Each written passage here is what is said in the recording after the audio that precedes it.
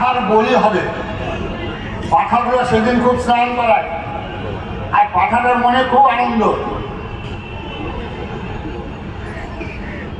যারা দিনাজপুরে বাড়ি, যারা গোল্লার কালীবাড়িতে যাবেন দেখবেন 1000-এর উপর পাঠা বলি হয়।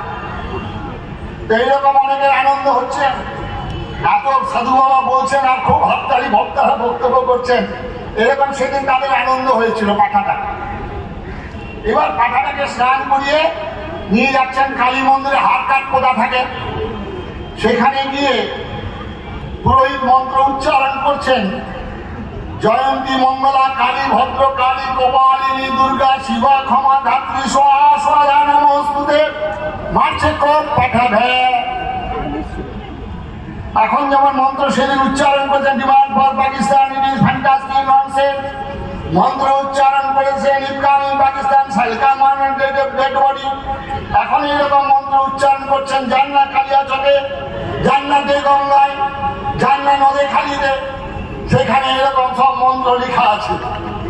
পাঠাটা খুব মনে আনন্দ, আগের পাঠাটা বলি হয়ে গেছে, আর বাকি পাঠাগুলো মনে আনন্দে সেই কাঁঠাল পাতা ধান দুপুর খাচ্ছেন, আর নিজেরা পিছনে নিজেরা পেশায় গুতোগুতি করছেন। পাঠাটা একবারে বুঝতে পারছেন না তাকে যে বলি দিচ্ছে তার পেছনে কুতোমার। পাঠাটার এই বোধ শক্তিও নেই। আমরা সেই পাঠা 47 সালে 15 আগস্ট আমরা হলাম পাঠা, আর তারপরে আমরা নিজেরাই হয়ে গেলাম সিপিআই, মার্কসপি, কংগ্রেস, বিজেপি, আর এখন তো টিএমসি বিজেপির লড়াই। মারা যাচ্ছে কারা? আপনার ঘরের মধ্যে আমার ঘরে ভাই বোনরা মারা যাচ্ছে, নেতা নেত্রীরা মরছে না।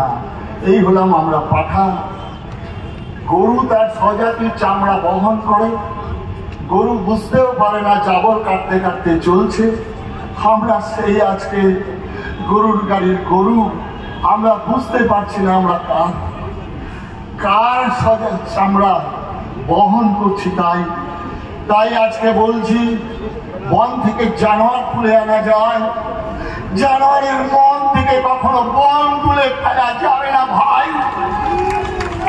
তাই আপনাদের বিদায় নেব শুধু ফুলে নয়নে জলে কাকুতি মিনতি গানে।